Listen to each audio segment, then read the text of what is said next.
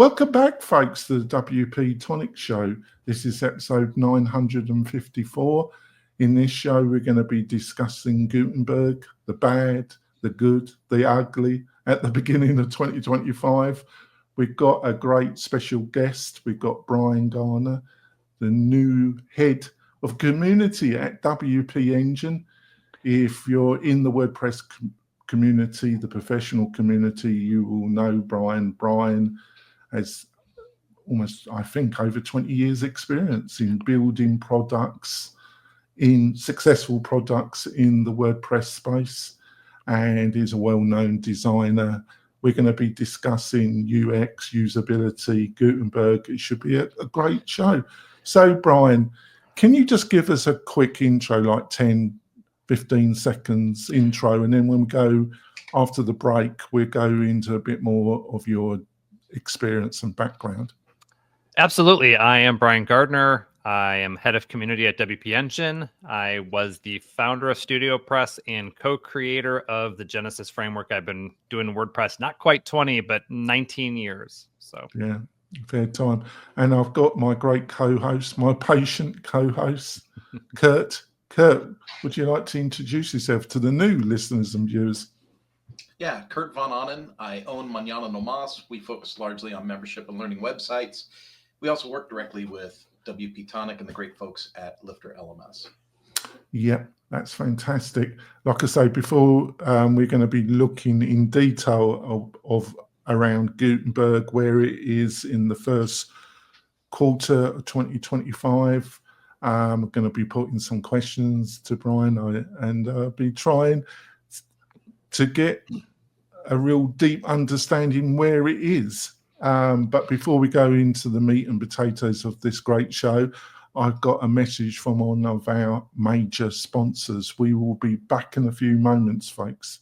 Hi there, e-commerce store owner. At Omnisend, we help more than 100,000 e-commerce customers just like you sell their products. We're an all-in-one email and SMS marketing platform that helps you reach your customers, grow your audience, and increase sales. In fact, our customers have seen incredible results with Omnisend, averaging $72 in revenue for every single dollar spent. And if you ever have a question, our award-winning customer support team is available 24/7 every single day. That's one of the reasons we have more than 6,000 glowing reviews and ratings all across the web. So get started with Omnisend today and start growing your business with better email and SMS marketing. We're coming back, folks. Also, I want to point out that we've got a great list of fantastic plugins and special offers from the major sponsors.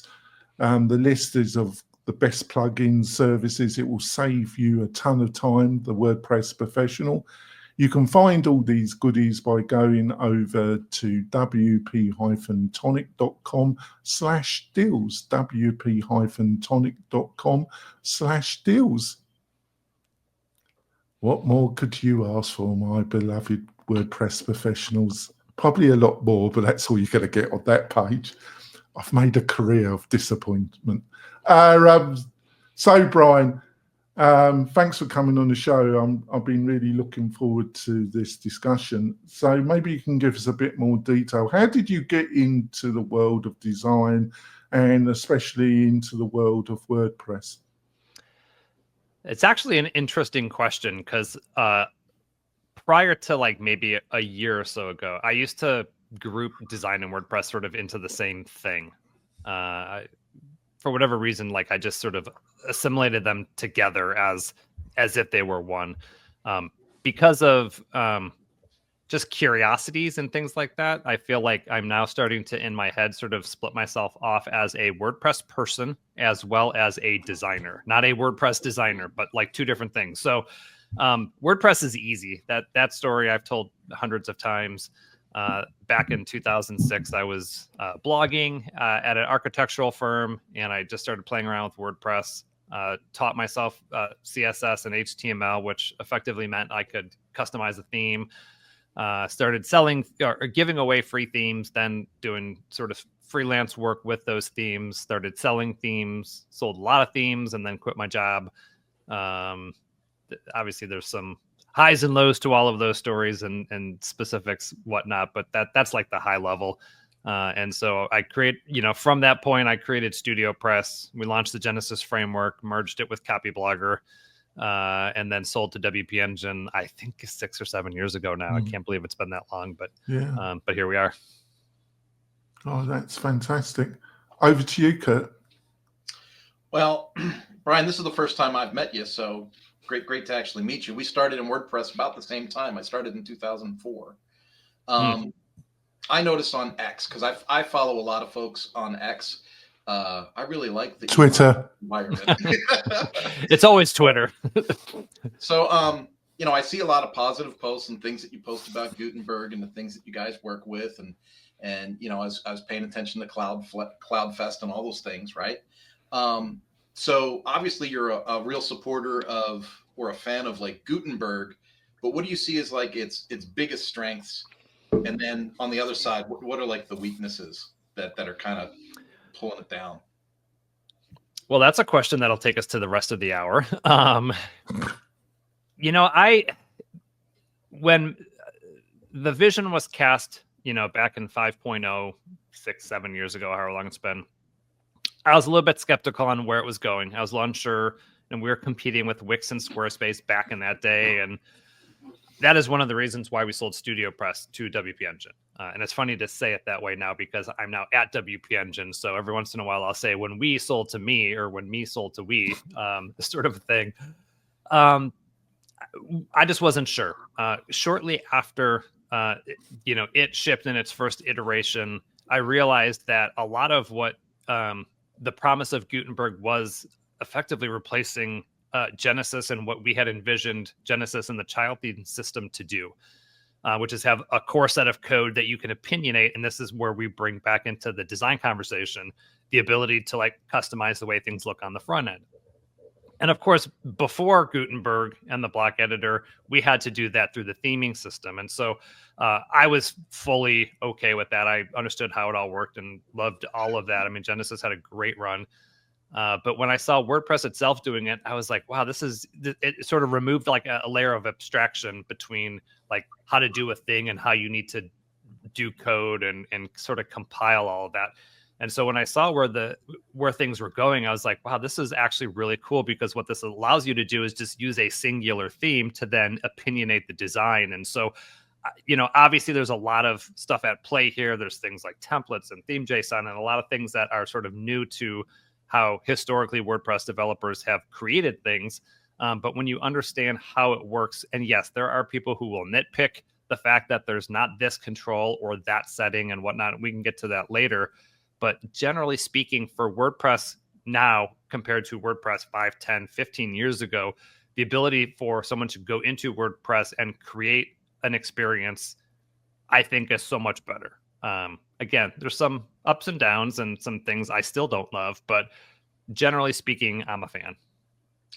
I always liken it to, I almost think of the show Hoarders. If you've ever seen the show Hoarders, someone buys a brand new house and go, oh, that's a brand new house. And they never think this will be a perfect house when I fill it with a dumpster full of stuff and die in it, right? Mm-hmm. It's but that happens over time. And as human beings, we forget how we've progressed. So in the opposite direction, I can think back to how confused I was when Gutenberg first came out. And I was struggling as a freelancer to figure out, do I stick with classic editor? Do I try this new Gutenberg thing? And I looked at where we're at now, and now it's like install WordPress, put in theme, load template, change headings, change a couple pictures.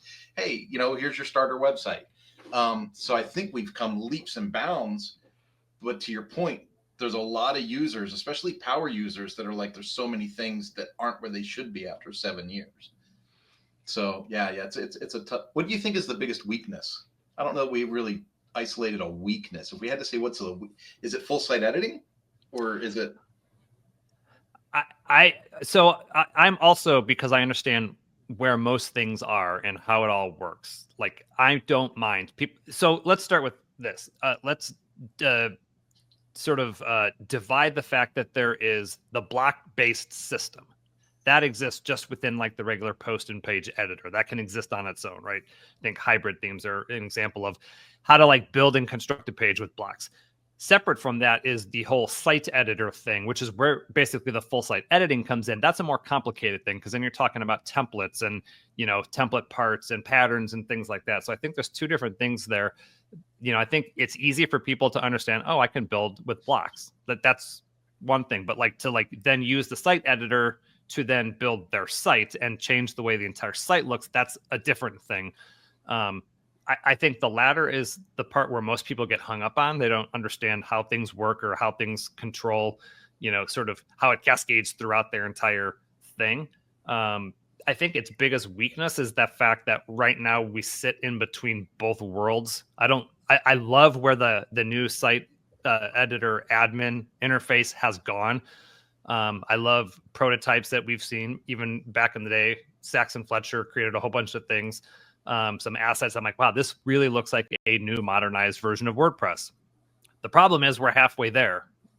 There's part of that experience, and then there's the traditional WP admin, and that's where people feel like they're bouncing between two worlds. And there's little steps taken now. There's a show template thing that's coming in WordPress 6.0. So when you go edit a page, you'll actually see your header and footer and the way it visually looks on the front end. So we're getting there, but I think that's where a lot of people are confused when they're like, well, how do I create a page and how do I edit my template and things like that? That's the part I don't love. I can navigate it because, like I said, I spend most of my day sort of working through that, but that's the part I think I would just love to see move faster.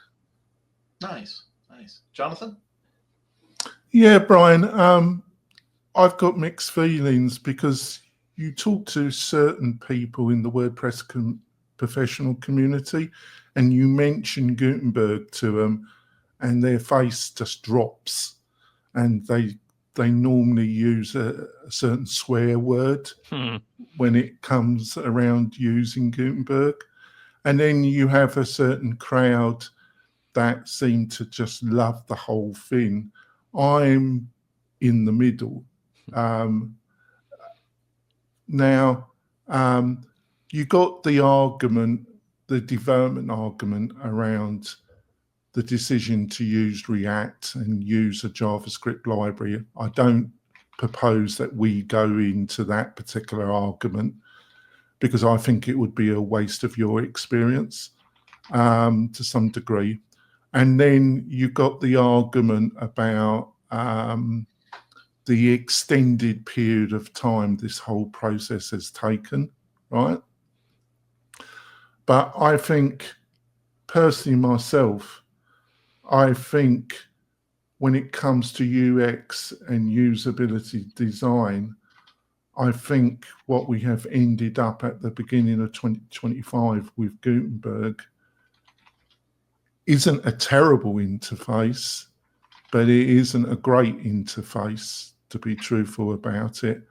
And some people in the WordPress professional community have said this has been caused by it trying to satisfy two completely different camps, i.e. the DIY user that might use Squarespace and Wix, and the professional WordPress user, the freelancer, the designer, the graphic designer, the agency requirements.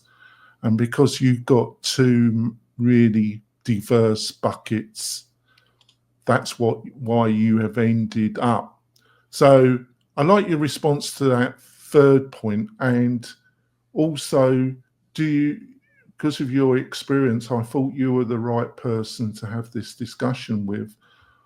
And I gave a list because I know you're going to be surprised, Brian, but over 30 years ago, I did an MA in interactive design at the London School of Print and Design. And these principles were kind of imprinted into my psyche, 2 years of indoctrination. And I think we maybe should go through some of these principles because I personally believe that's why we've ended up with an interface that isn't terrible, but could be a lot better. So I'm going to actually back us up here because this is something, it's a little bit of a pet peeve of mine. And I think a lot of people use the word Gutenberg differently. So I want to clarify first that because I think, as we all know, Kurt, you in particular, because you've been around as well, we've all been around.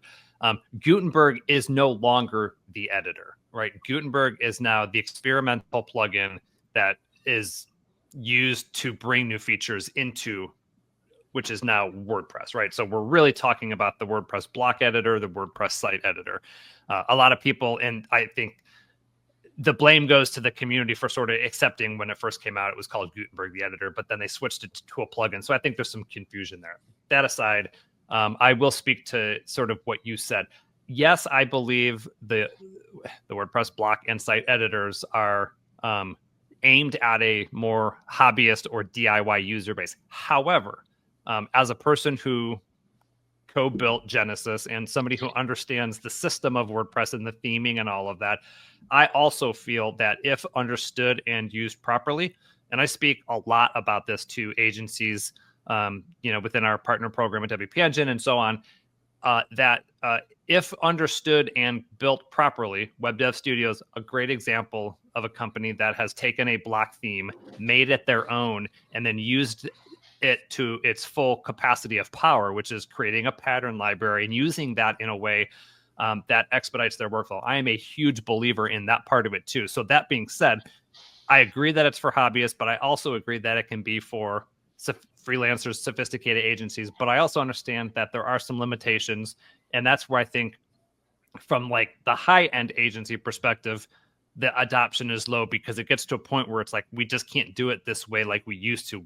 Maybe we used ACF or, another page builder or whatever. There are some limitations. So I'll admit that, but I also want to cheer for the block and site editors to be used more than just people who are creating a hobby site. So just as a slight introduction, you wouldn't instinctively agree some well-known influencers in the WordPress professional space have said that Gutenberg, at the present moment, the code it produces and the way it manipulates, that you can't use classes and other modern CSS development elements, it's really quite substandard. You would not agree with that. Would that be fair? I would, and I know who you're talking about, and we actually were on the same show a while ago, and I just spoke to him like literally 3 days ago to understand what he's building.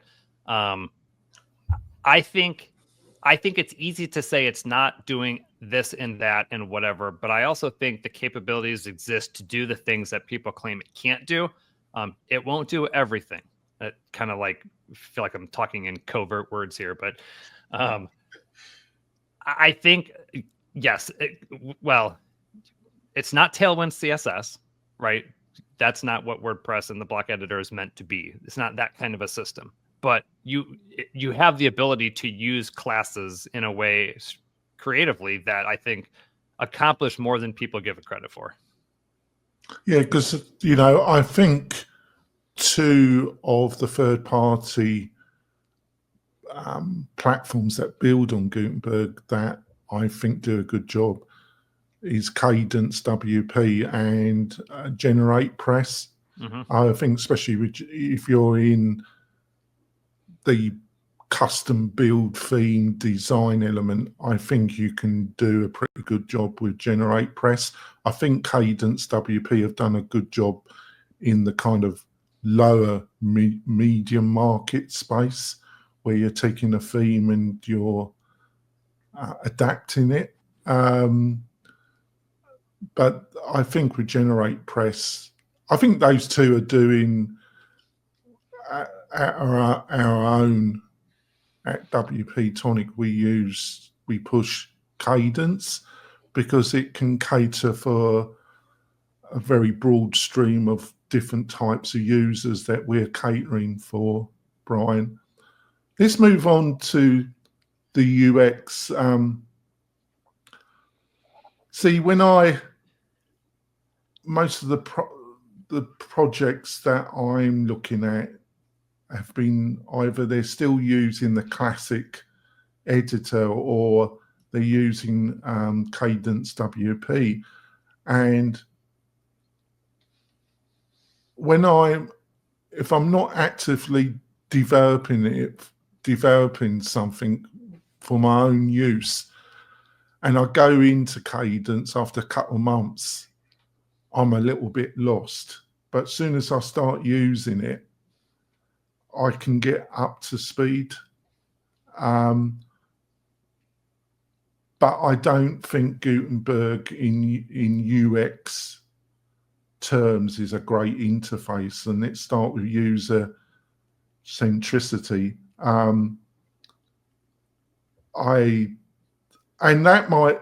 That concept might be linked to it trying to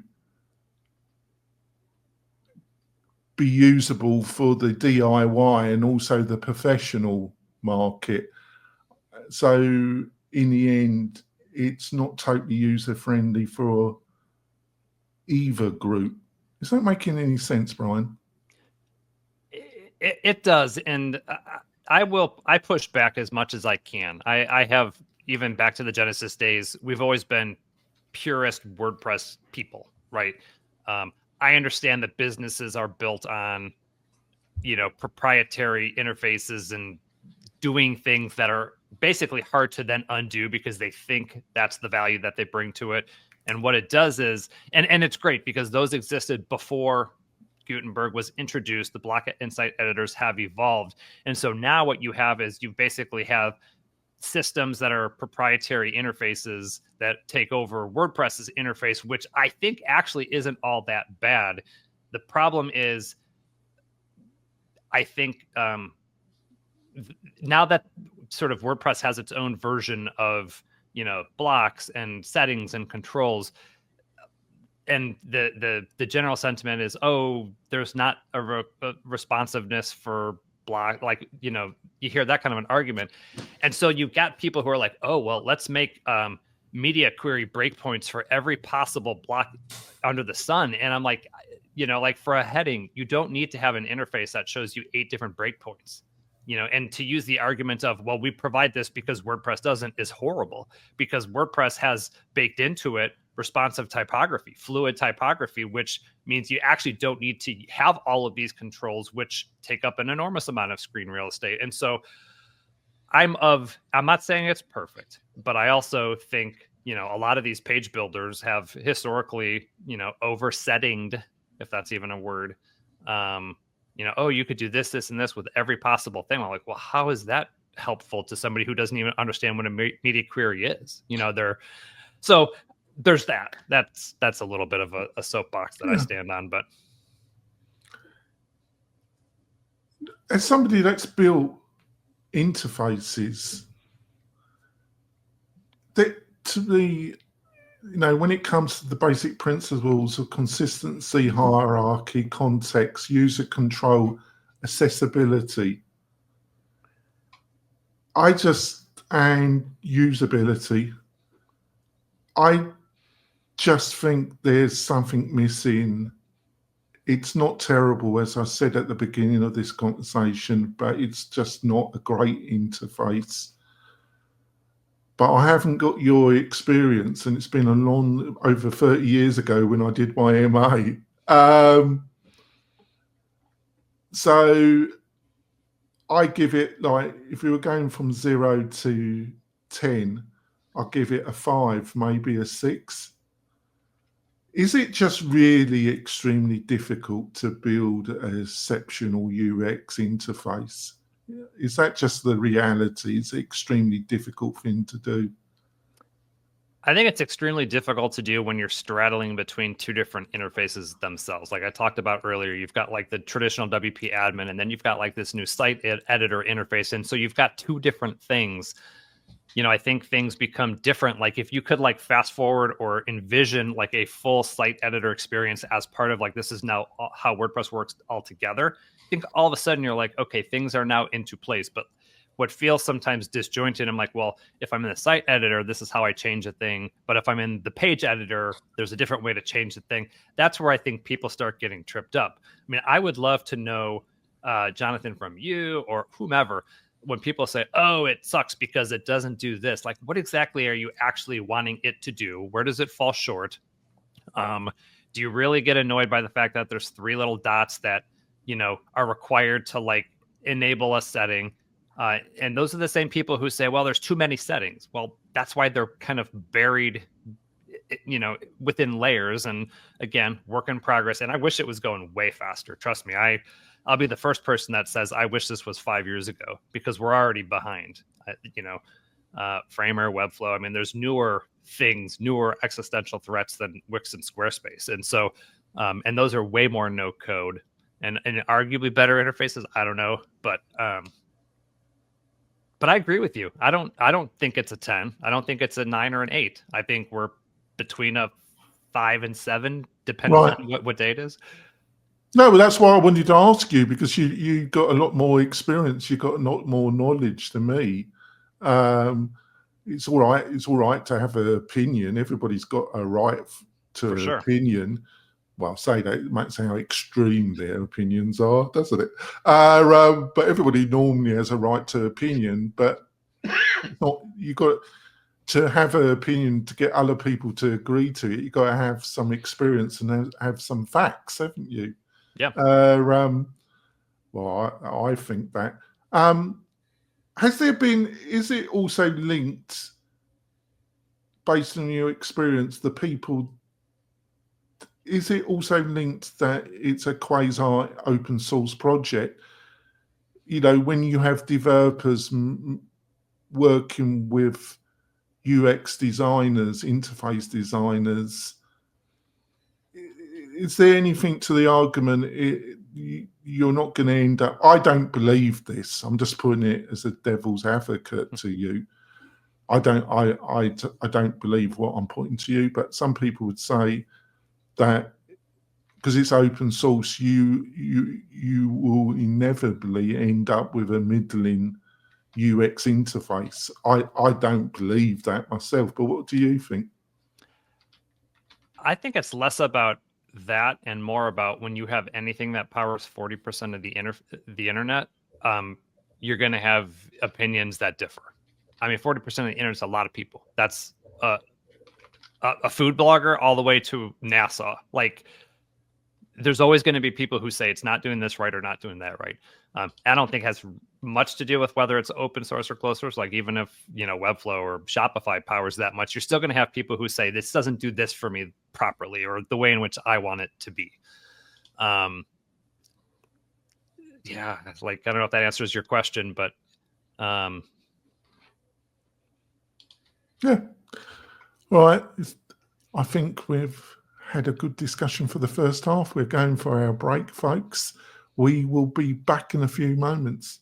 Tired of hosting providers that can't handle high traffic loads? Conversio is here to help. Our platform can handle any amount of traffic, all without slowing down or crashing. With immediate Slack support, performance optimization, and a team that thrives on resolving technical challenges, your e-commerce business is in safe hands. Learn more about Conversio at conversio.com. This podcast episode is brought to you by Lifter LMS, the leading learning management system solution for WordPress. If you or your client are creating any kind of online course, training-based membership website, or any type of e-learning project, Lifter LMS is the most secure, stable, well-supported solution on the market. Go to lifterlms.com and save 20% at checkout with coupon code podcast20. That's podcast20. Enjoy the rest of your show. We're coming back, folks. Just want to point out, if you're looking for a great partner, great hosting partner, and you're building a membership or community website, why don't you look at what WP-Tonic's got to offer? We offer the best technology, the best plugin suite as part of our hosting packages. You can find more by going over to wp-tonic.com/partners, wp-tonic.com/partners. Over to you, Kurt. Hey, thanks, Jonathan. Before I ask this particular question, I kind of want to just say that I think I'm in the same ballpark as you on this, Brian. And it's, with the e-learning stuff that we do, I mean, I've tried Podia, Kajabi, Moodle most recently, just to see, hey, has something changed? Has it gotten better? Has it, is WordPress still the choice to use? And I've looked at Fluent Community and Buddy Boss and all these things. So we have all these things. And obviously I'm a Lifter LMS expert, so I primarily work in Lifter. So I keep trying these things. I just tried Drupal 2 weeks ago and I came right back to WordPress. So I'm incredibly bullish that we have 43% of the internet. It seems to be the right choice. And it seems like even with the activities of the last couple of years, it seems like it's still super stable.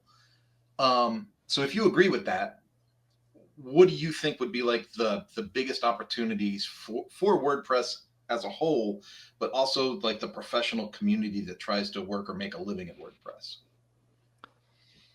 Wow, that's a big question. That's a big question. Well, I thought you were up to the difficult questions, Brian. Yeah, like the future of WordPress is just a question that's just hard to answer. In the sense of, again, like we've been 20 years, 2 decades of our life have been hitched on this software, this ecosystem, this community. And so it would take like almost an act of God to change that, at least from my perspective. That doesn't mean I'm not interested in looking into other things, mainly to see how they work, also to see if I'm missing something, right? I don't want to be naive and be like, well, WordPress is the way no matter what, and then realize there's a better, experience or software to do a certain thing. But I will always defend WordPress first, always. That being said, I think it's a weird time right now from a product perspective. I could speak to that because I have a small WordPress product that I sell. It's a WordPress theme called Powder. I think there's a lot of people still that sit in the middle, and a lot of people who are still at the early side of adoption. And so I guess my biggest struggle in this as it relates to the future is, and Mike McAllister's doing a great job. Kevin Geary's starting to do a great job sort of in the educational side of this new thing that we're working with. That is, I think, the biggest it's very easy to build a product. And it's very difficult and time consuming, and to be perfectly honest, not fun to educate people how to do a thing unless you're using that as your marketing, which I failed to do well. I think a lot of people understand its power. I have a handful of people who like really see the vision, really understand how it works. The mass, though, is slow to adopt and uninterested. And so call it the Paris Hilton effect. The things that like 5 years ago were doing well are still doing well just because they've been the thing that's been around. And, in this new world, scare tactic marketing, which is, oh, don't do this, it's a weird space, and it's really hard. I think niching especially in WordPress, is always the great way to go. Creating, like Lifter is a good example. I mean, we saw this back when Gravity Forms started back in the day. Hey, we're not going to build a theme company. We're going to double down on a plugin or a functionality piece. I think that's the part that will be its future, or a part of the success of the future. So I don't know. I get frustrated because I'm a design guy. I'm a front end guy. I love interface. I love creating systems that people can use. It's still a very slow and painful process, much to my chagrin, but that's okay. To look at it from the other perspective, I see it from the agency side a lot. And what I see is this horribly fractured environment where there's just so many opportunities or challenges to try different things. And when you can hone in on what your tech stack is and niche down, like you mentioned, niching, it seems like there could be success that way. But what I see in my involvement with Post Status and X, and I don't know where my camera went, I'm back, into those things, is I see a real lack of confidence in agency people that run agencies. I'm not seeing confidence. And I think that comes from a lack of process. Like, I don't think there's a ton, to your point of education, that says, hey, yeah, we make this open source product and we have all these tools and you can build these really cool websites, but I don't think we really have a channel that says, if you want to grow a business that does this for other people, here's some best practices and tools to use.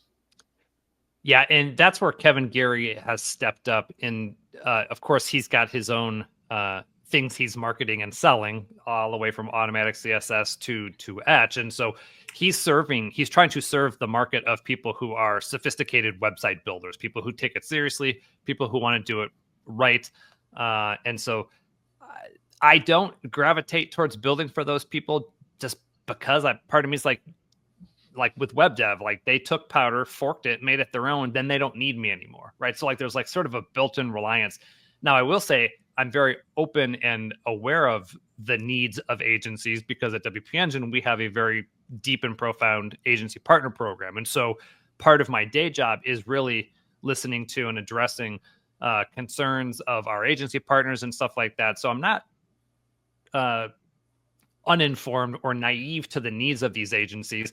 And to be perfectly honest, there's a part of me that's like in a room full of designers, in a room full of developers, I'm a designer, however that thing goes.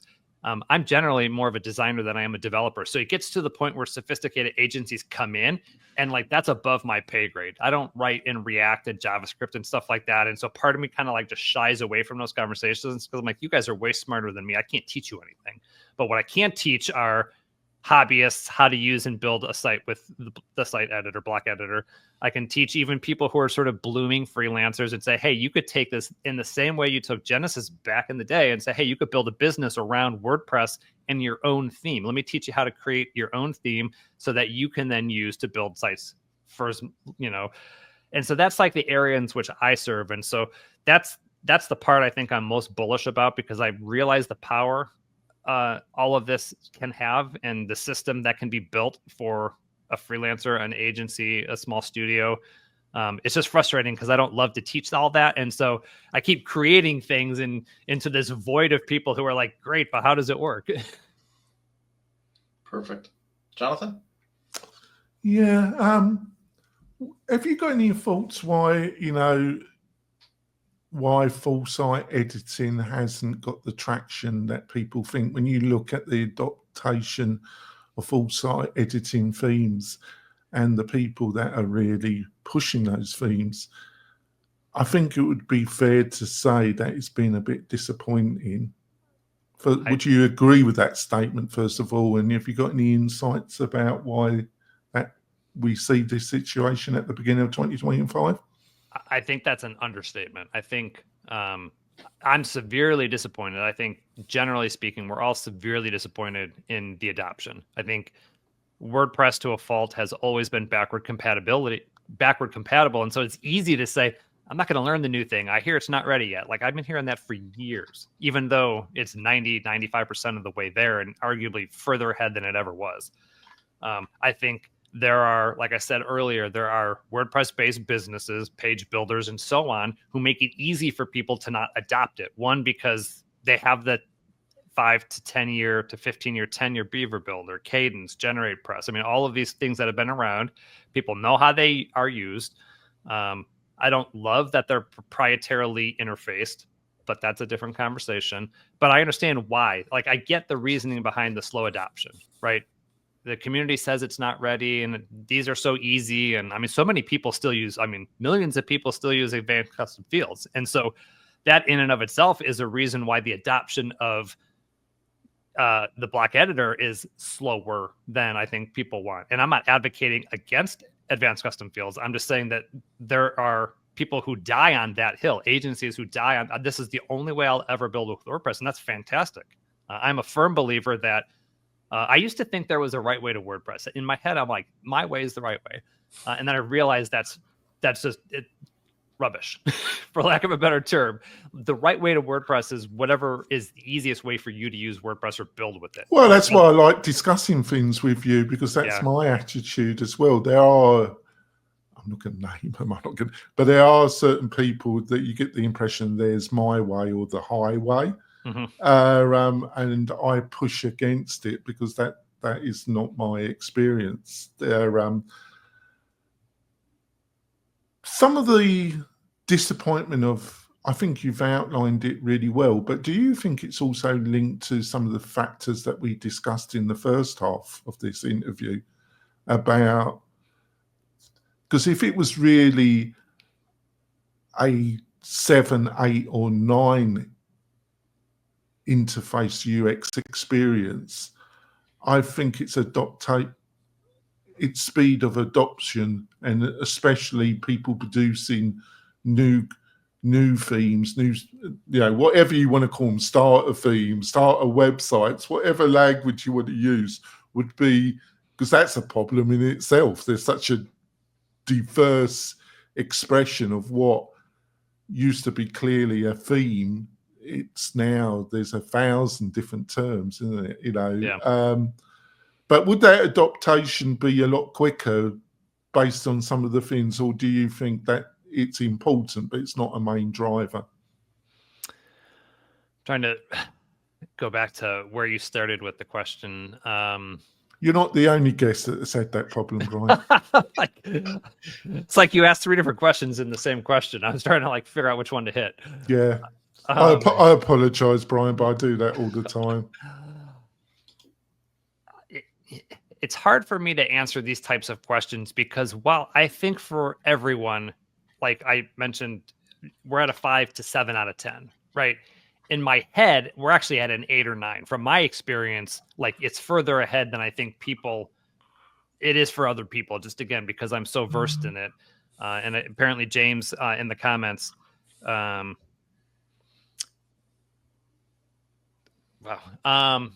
Sorry, distracted. Yeah.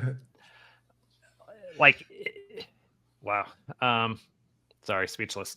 In a good way. Yeah. What was let's go back to the first part of your question, because that was the one I wanted to answer. My apologies. No, it's I know. It's totally actually. Yeah, I thought this might happen. So yeah, because I think because it just isn't easy building a really good UX interface when especially if you are dominant in a particular market sector and you're dealing with legacy code and legacy users' attitudes. It's not, but I do think there's also, and I think you touched upon this in the first half, there has been consequences that you've been talking about a process that's taken over 6 years. And I think there's been consequences that can be understandable. I'm not saying, that's a desire. There might have been really good reasons why that, but there have been consequences. Would you agree with that? Yeah, and I think this speaks to where my bigger concern lies. I spend significant amount of time throughout my day and week and night and runs and showers thinking about all of this because it's been so much of my DNA. I haven't, Brian. I admit I love it probably more than I should. We've spoken a lot about the adoption of, the site editor, block editor, and all of these things within the WordPress space. My bigger fear about sort of the speed in which this is getting to us, because I see the potential. I've always seen the potential. And I'm less concerned about whether or not somebody who's still building with ACF will work their way towards this. I'm more concerned with people who don't understand it and then go look at other platforms. We don't need to convince the people who are on ACF to continue to use WordPress and to figure out the block editor and so on. I'm more concerned with the people who are, for whatever reason, saying, this is not for me. I'm going to start building sites in Webflow or Framer or whatever. That's where I sort of, that's where I have those moments where I'm I just wish this would just be the vision that I could see, the consolidation of the WP admin site, or we could just get there quicker. That will stop sort of the hemorrhaging of people who are just leaving WordPress altogether. That is my bigger concern because I believe in its future. I see it. A lot of people don't. And that's where, part of my job at WP Engine is to inform people how, WordPress is evolving and why it's still important and stuff like that. But I also just don't love seeing people leaving altogether. And that's the bigger concern I see is, And of course, 5 years ago, that was like less of a worry because there just weren't competing platforms. AI is part of a conversation that we haven't really talked about even. And so there's so many parts of this that keep me up all day at night. Like, how do I do a thing? And that's why I built Powder. I'm like, this is my way of, outside of like on my own terms, creating something that will show people how new WordPress, or we sort of internally joke modern WordPress, can be used. And anyway, sorry, little ramble there. Yeah, no, but this argument that there's a group of people that I listen to through their podcasts, through their YouTube channels in the background as I'm struggling to make a decent living in WordPress, right? And it's been quite good to me. So I always be very supportive of it. And that's one of the reasons why I still do this podcast, right? But there's a whole batch in the kind of YouTube influencer class that around SEO and encouraging people to do niche blogging to make a living. And because of the changes around AI, and they say, well, you don't really need a website now, and at best you just need a landing page and this and that and the other. And I just think they're bonkers. I think it's even more important to have a website in 2025 than ever, to have a center and to have that website built on a technology that you have the most possible control over than using a SaaS-based platform. It's even more important. So what do you think about that, what I've just outlined? This goes back to conversations we had when Copy Blogger was a thing, right? Back in that day, we were talking about content and digital sharecropping and owning your own content and stuff like that.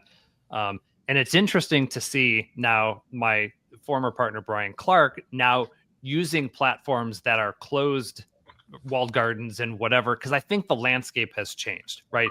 They used to say content is king and all, and I still think that's true. The content we produce and where we produce it is different nowadays than back in the day. I still believe everyone should have a website. Back in the day, we would write blog posts to get Google traffic to your website to then get email signups and so on. But now, and I'm a huge advocate, like leveraging social media to bring people to your website to then capture information that you can own and control is definitely the way to go. I think there are people who use social media as their website. In fact, several years ago, I started this little thing called Agent Engine, and I was going to try to go into the real estate market. And I talked to so many people who would say, I don't need a website, I have Facebook.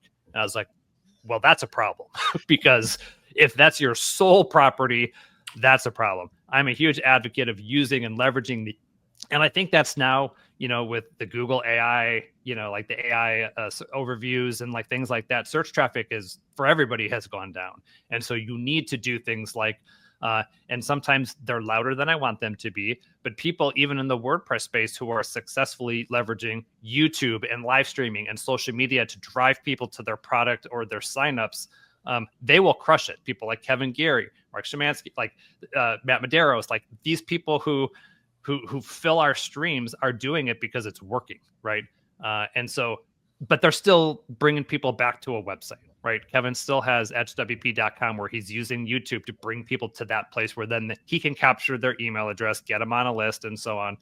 I think what we do with websites have changed. I love authenticity and I love to write, but I don't think people want the same type of content that was produced 5 or 10 years ago. People don't need to hear about my bad day and why it inspired a design I did. Like there's just, the audience is less there.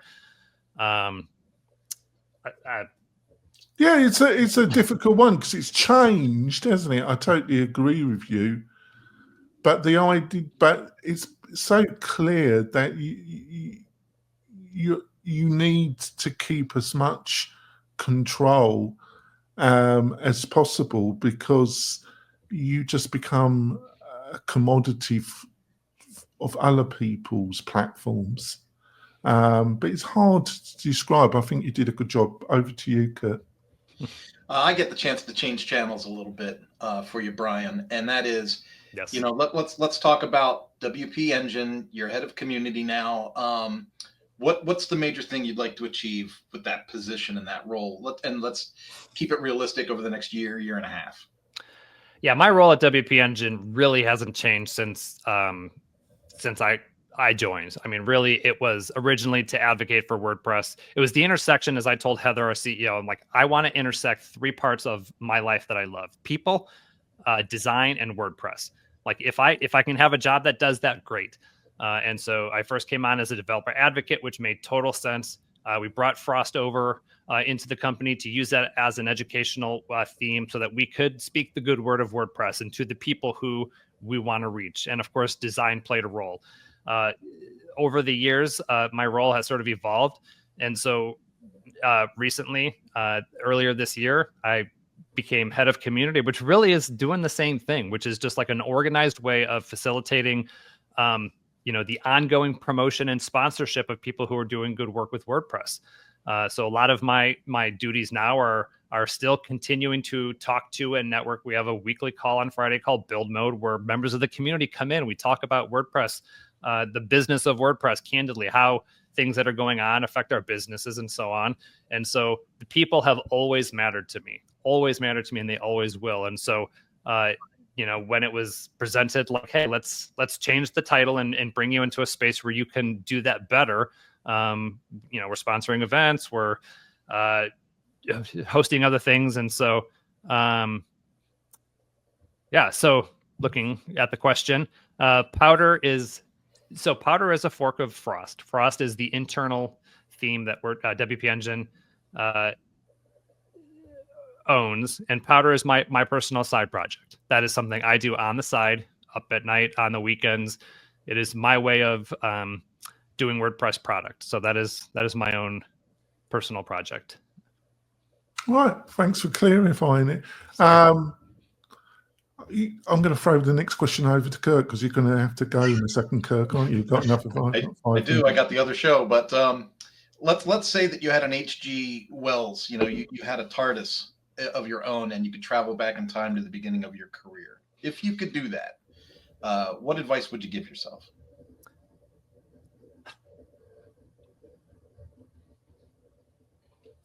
And you can't say not come on this show.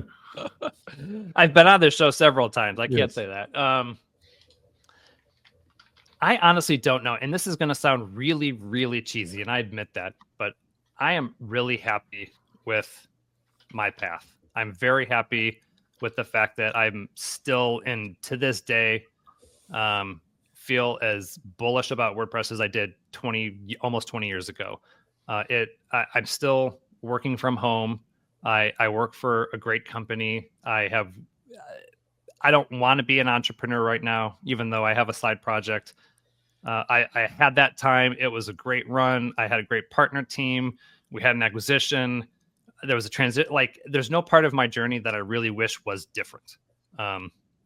Because I'm content. I'm very content with my life. I just turned 50. I moved across the country. I'm starting the back half of my life. I don't know. I don't know if I would change much. And it sounds like a cop-out. It sounds like a cheesy question, but it's true. We have the same haircut and the same trends. You're starting to freak me out, Brian. I just moved my family across the country. Where are you now? We're in Kansas. Kansas. Okay. Well, there's no place like home, right? Oh, Jesus. my wife is a avid Wizard of Oz fan. In fact, it was part of our wedding theme, so I couldn't resist that one. But yeah, life's good right now. I'm happy. It is. Right. We're going to end the podcast. Can you stay on for another 10 minutes, or do you have to disappear? I have a hard stop at the top of the hour, so I've got 6 minutes to. Oh, well, we call it a day. Yeah, that's understandable. So we're going to end the podcast show, folks. So, Brian, what's the best way for people to find out more about you and what you're up to? Well, given what we just said, briangardner.com, go to my personal website where I can capture your email address and own the content. Sorry, tongue in cheek there.